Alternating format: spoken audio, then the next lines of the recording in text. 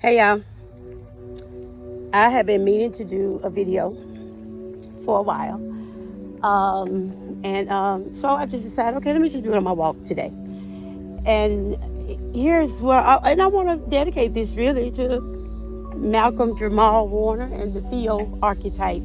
For one, because I have a Theo archetype, my son, and I'm gonna tell y'all this little story just to kind of honor where I am and where I've been.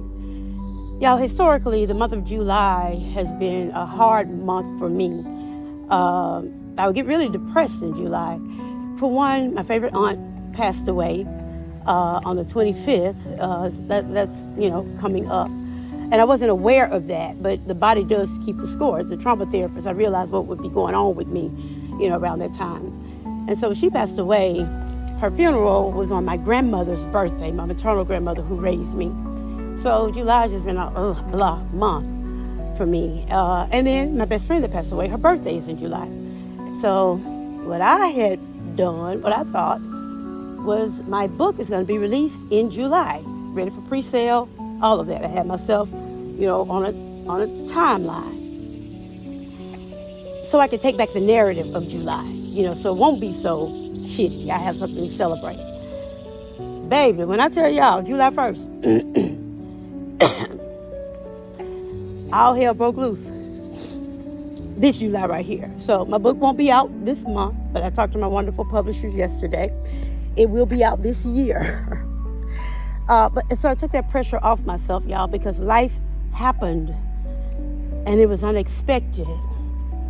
And if I may be frank, let me just tell y'all the story, okay? So I had been meditating deeply, getting ready for the summer solstice. And I had even invited people over to my townhouse, where I live. So I'm in deep meditation over that because, I wanted the energy to be clear and cleansed. And so that morning, I see, I'm going to say 3 different red birds, But one was on my porch and flew away that close. And then one was in a tree closer to me.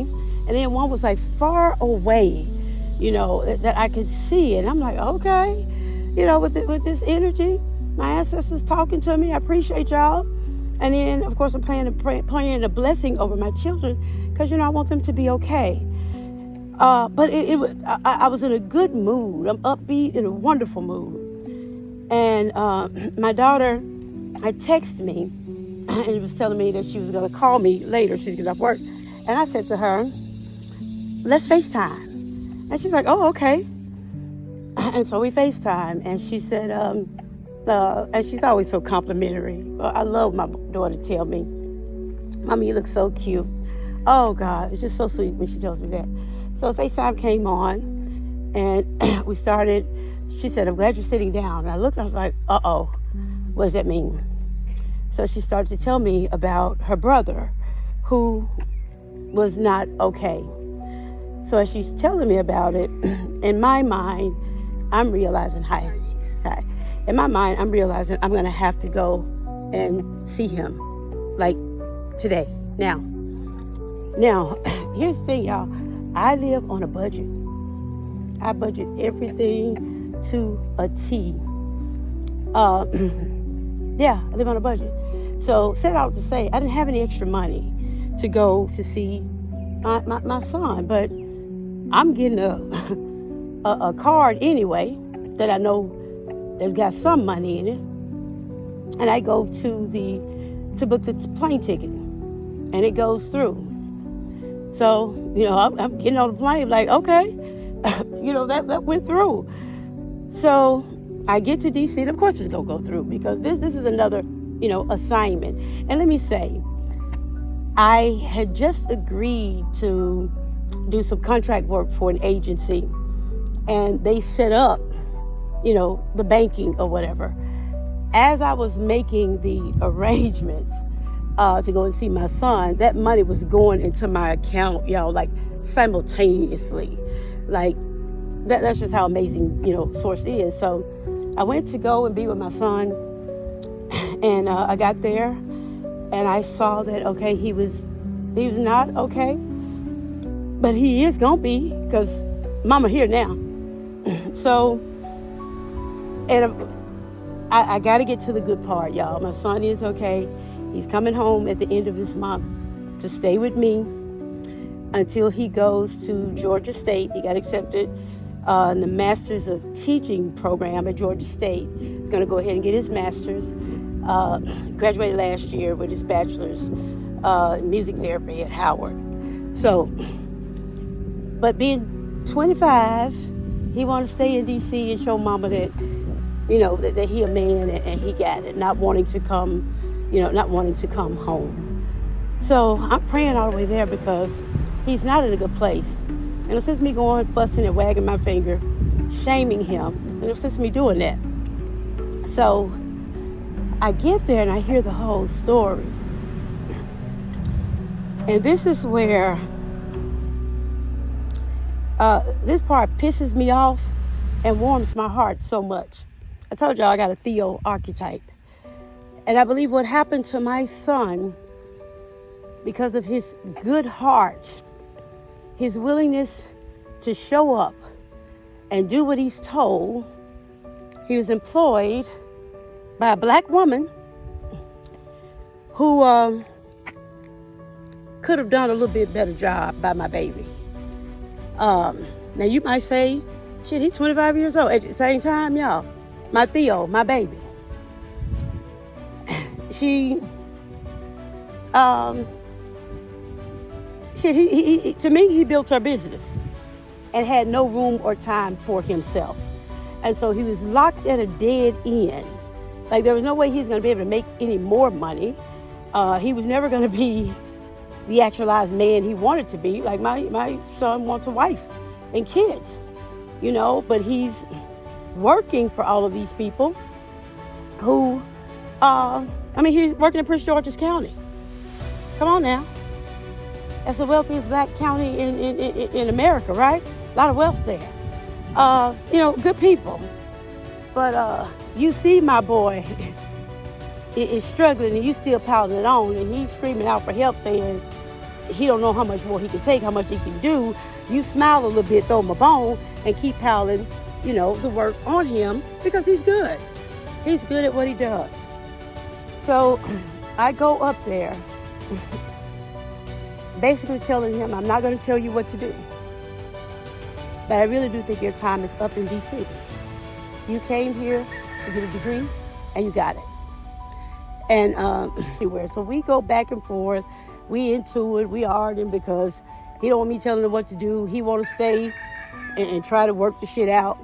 And so Source is telling me to let him know, do what you want to do now.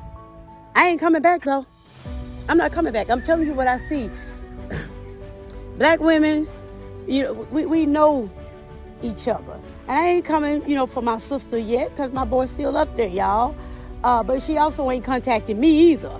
Let me say this. There's no way her son could have been in Memphis with me, working with me for 5-6 years and be in the shape that my son is in. There's no way. Now, here go where my son could have done something a little differently, which this was the first thing that we manifested. His apartment was right there by the place of business. So quite naturally, it's easy to call my Theo to say, can you go open the studio, so-and-so kind of lesson. It's easy to give him extra duties because he lived right there, but ain't no extra pay. Okay? So I'm giving him money every month, trying to, help out, but still staying out of his business. Some days we speaking to each other, some days we not. So, and I want to pause to say that right here too, regarding my book, y'all. The universe knew. I felt some kind of way with my book coming out and my relationship with my kids still strained. I just don't ever want to be found, y'all, being a hypocrite. Ever. I don't ever want to be found being a hypocrite. So I felt some kind of way about putting it out. And so when my son's situation happened, that interrupted everything. Like, there's no way we're going to make this July deadline because I'm finna show up. Ended up talking to my boss letting her know that I'm working remotely from DC. And she's a black woman that I trust. And I say to her, my son is not okay being in this damn town. Like, he saw the tanks ride by his apartment for Trump's motherfucking parade. Like, he's been waiting on the nuclear airstrikes, to happen. I mean, that's the first thing he did. Like, Mom, if something nuclear happens, just make sure you get down, close your ears, open your mouth, so something won't happen. And I'm just looking at this big ball of anxiety. Like, y'all, the first 2 nights I was there, he was sleeping on the couch like this, like he's ready to jump up and, and go. He wasn't, resting, at all. So, I get in there, I'm cleaning, I'm praying, just watching, not really saying anything, but letting him know I really do think, it's time for you to leave. So I tell my boss this. And so my boss confirms it. She said, oh no, he needs to get out. He needs to get out now. So she starts talking to me, y'all. She said, the energy over that city. Of course he is where he is because of the energy over the city. So, she's like, you got to be really wealthy, to make it, in that county. Like, you can't stay there on a student salary. And my son, 1 year postgraduate on a student salary, but you can see him starting to kick his own ass that he's not doing better or thinking that he should be better than where he was. Impossible. So we get on a plane from DC. We fly to Atlanta. And so, y'all, it's the power of black women. My boss is a black woman. She told me, gave me a number to call Georgia State University. Kid you not. I call Georgia State. And the phone went straight to voicemail, and then an incoming call was coming from the same number. And I said, hello? And she said, my name is Zena Young. And I was in a meeting and I saw I missed a call from you. I'm looking at the energy like I'm calling voicemail, you're calling in. So I just started talking, just started crying. I'm worried about my son. I know he doesn't want to come home with me. Told her I was married to, my ex-husband who was a pastor. Just this black woman just, held me. She said, bring him on. Bring that baby on. Black women. So I put that in my back pocket that Georgia State was an option because my son, he trying to prove that he got it up there. Mama just need to come do some deep cleaning and that kind of thing. So he's frustrated, y'all. So one minute we talking and laughing, and the next minute he flipped because I see the anxiety grip him again. Like, I don't care about nothing. Baby, he must have said, I don't care one too many times. I was like, you don't care, then fuck it. Where are my damn keys? You keep saying you don't care. You do care. It's too painful for you to show that you're caring because you have been loyal to your loyalty. And y'all, when you're loyal to your loyalty, you get fucked every time. So I get my keys, I walk out, I leave my cell phone because he's calling me. So he comes out behind me. Now he has to tell this part. This still surprises me. He comes out behind me and I'm saying, I'm tired of you saying you don't fucking care when obviously you do. You're gripped with anxiety, blah, blah, blah. I'm saying this to him. And I said, now look, and I'm gonna leave you with this shit right here because I'm going home, And so I started telling him about Georgia State. That's an option. That's your out.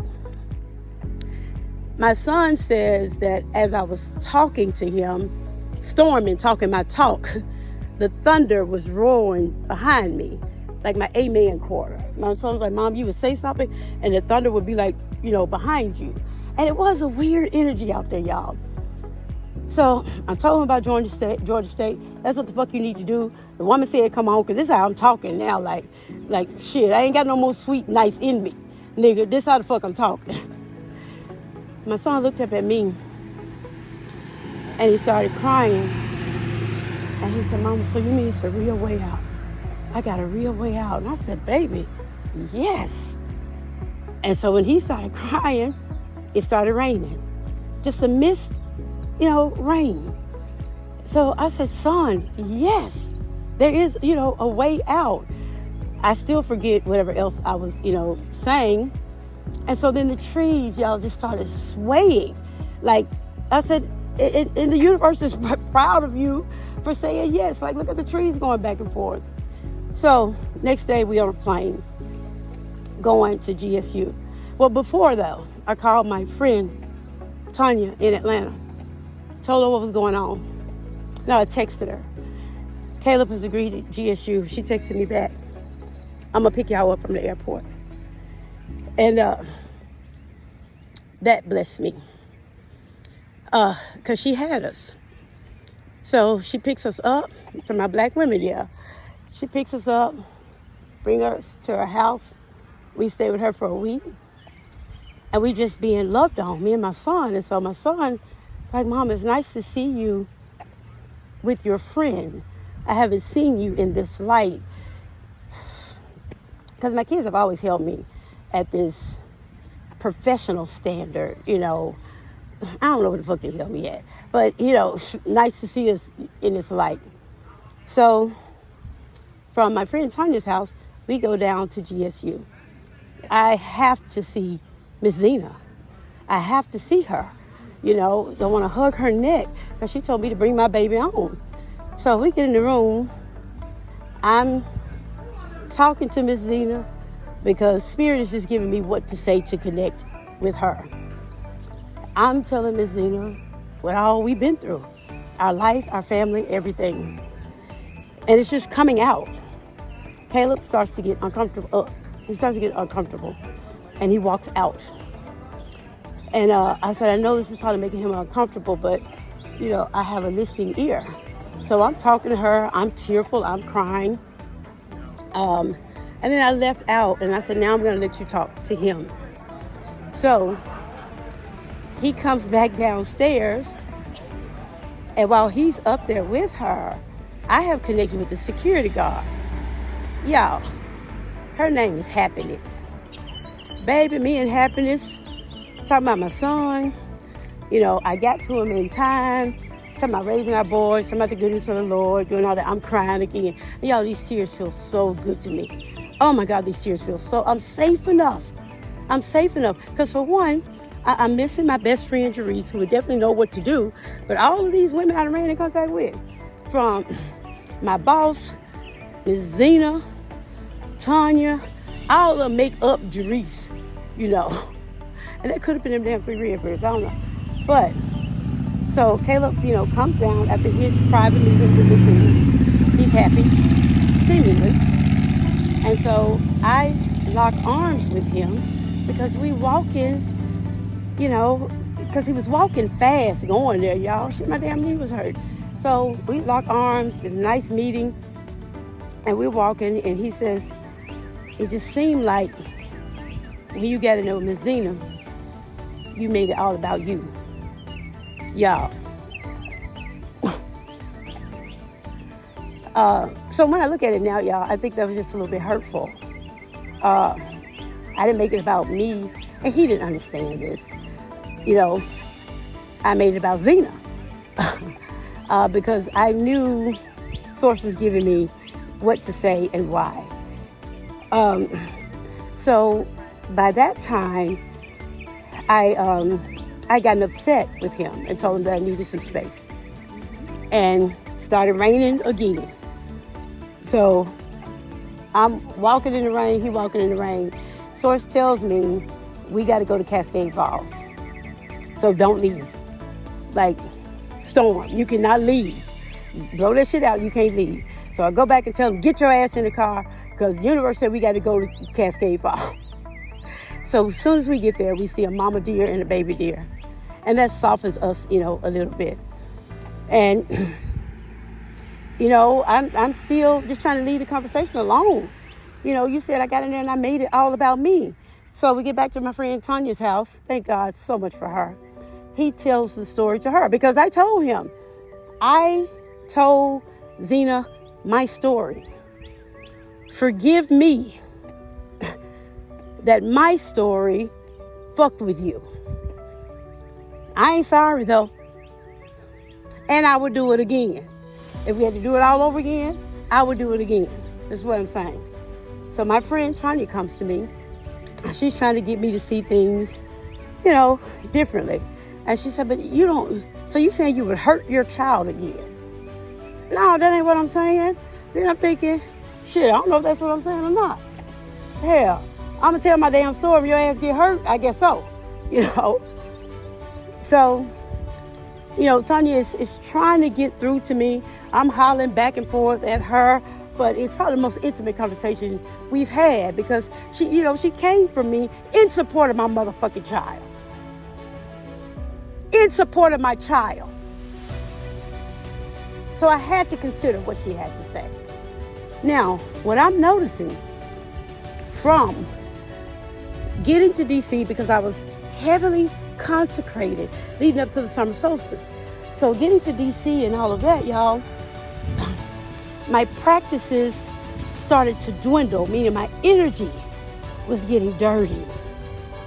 So as Tanya trying to say, you saying to me that you would hurt your child. I ain't saying I would hurt my child, but I said I'm going to keep telling my motherfucking story. Somebody want to hear. And if his ass get hurt, goddamn it, he just hurt. This is still what I'm saying. Also indicative, y'all, my energy is dirty. So the next day, still at Tanya's house, I was like, you ain't got to wait till you get home to clean your energy. You ain't got to wait till you get home to do that. You don't have to do that. So, turn on this meditative frequency. I think it was probably like 8 hours, and I just laid still and took an energy bath, cleansed my energy. And I went to my son and I said, I would never willingly hurt you or hurt anybody. And I'm so incredibly sorry that Kelly continues to put herself in the path of being misunderstood by the people that she loves. I'm sorry for and to Kelly. And my son said, Mom, I can hear that. I can hear that. And so, y'all, we got okay. Brought him to Henny, all of this in July.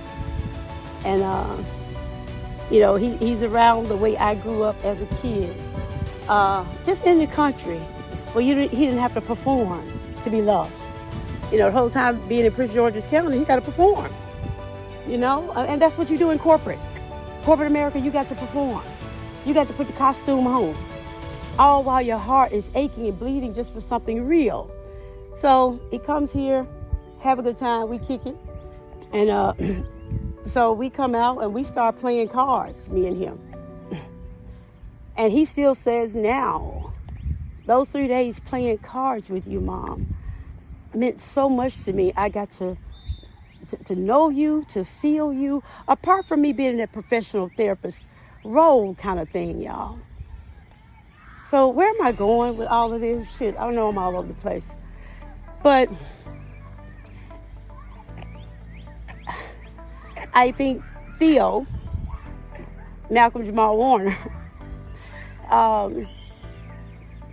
probably would have fallen into the same situation my son fell into. Because he's like, Mom, this is what you taught me. You taught me to serve from my heart. It's working with kids. If she wants me to stay late, of course I'm going to say yeah. Like I'm doing the right thing. And so I'm looking like, oh my God. Not that I want you to unlearn that, but now I got to teach you that if it violates, if it feels yucky in your body, son, it's a no. It's a no. So I'm proud of my Theo and that he's making the decision to go to Georgia State, and he's going to come, y'all, here in August to be with me until January. He's bringing his instruments. You know, he teaches music. He wants to teach the kids, you know, around here to keep his skills up. This research study, Justice in the Verse, he'll be here in time to help me finish that because he has a degree, you know, in music therapy. And here's the kicker, y'all. Since I missed the deadline for my book, and he and I had gotten okay, I asked him to make sure all of my headings were consistent, and he did.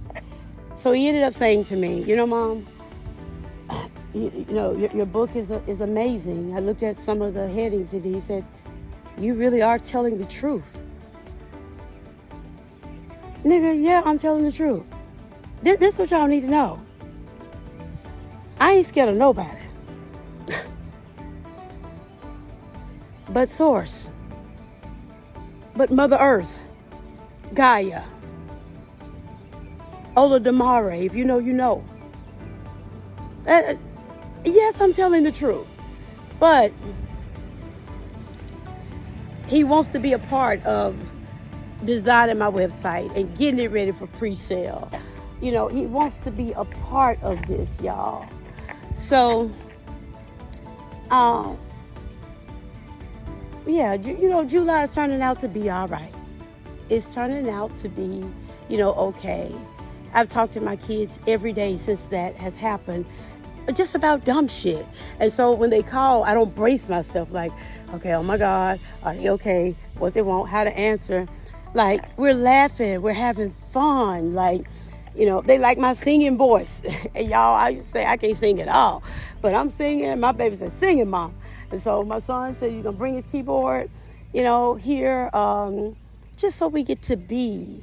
Because I don't have the energy of being trauma director, you know, like I had while my kids were growing up, y'all. Shit, I was something to be reckoned with. Because all I'm doing is calling orders now. But I also explained to my son, you haven't done anything wrong. Mama could not do her personal work until I got out of the work of being a trauma therapist. Yo, you can't do your work while you're still in the fire. You can't. I knew what to say and how to say it, but if both of my kids got an issue with me, I need to look at me. It's the way I'm showing up. But I also had to be the embodiment of therapy in truth. So I'm showing up in an energy of understanding and empathy and forgiveness, as long as my meditative practices are up too. When my practice started to fail, shit, I'm ready to go to war with my son for real though. And that was on me. And the higher I'm vibing, y'all, the higher my kids are vibing. We're talking about meditation and synchronicities. And, you know, they're talking about, you know, studying, you know, the Orishas and where we come from, you know. And all of us, you know, going to likely end up in Atlanta. We're in agreement, you know, over that. You know, so if you're still listening now, if you're a mom, hang in there. I had to make the decision to look at my adult child to say, I'm not coming back. I am willing to walk away. That was the hardest thing I've ever had to do, because on the other side, I'm like, shit, universe, you better not fucking fail me. Now, for real, ain't shit I can do. This is where I run out. This is where really, truly, I run out. You're going to have to figure out how to make this shit right. I stopped being attached to the outcome, and there's no way I could have predicted this outcome here, y'all. So, you know, part of, you know, what I wanted to say, you know, if you were, you know, waiting on my book in July, just wait a little bit longer, okay? Because the medicine I got, I stand by it. If you do what I say do in that book, baby, it's going to transform the relationships in your life. Starting with those in your household. But it's one of the hardest motherfucking things I have ever had to do. And I have to get up every day choosing to vibe high. I have to get up every day wanting to live in the highest version of myself. And so I attract the highest version of other people. And that low line version shit, no, I don't try to attract that, or it'll just fall off, it'll just leave. Whew. So I am gonna post this, y'all. Had a nice little walk and talk And I'm gonna post this and pray that I left out a lot of detail because everything ain't y'all fucking business, but I ain't lied about nothing, And let me say this: telling the truth, you can tell the truth without being transparent. Okay, all right. You can be honest without being, transparent. I ain't got to give you every detail of what happened, when, where, and why. I don't. Just know that we are right because we've been doing our motherfucking work because we're the embodiment of the work, And I'm happy to reconnect with my Theo. And that's what I'm calling my son, my Theo. And y'all know he graduated from Howard. He's one of the few to graduate under Felicia Rashad. So I need to find the pictures to see Theo Huxtable giving my son his degree. See, this is all energetically, aligned. And I just want to honor Malcolm Jamal Warner with my work. The way he talks, again, it's like he's read the Blackwell theory. And nobody can lay claim to this new information. It is the collective consciousness. It's a consciousness. So yeah, I'm going to honor his work and his life as I continue to pray, for the heart of his wife and his parents, and his daughter. Yeah. So y'all accept this. And y'all, ain't that cute? Y'all see the little skirt I got on? I'm cute. And I'm going to go and edit and post this.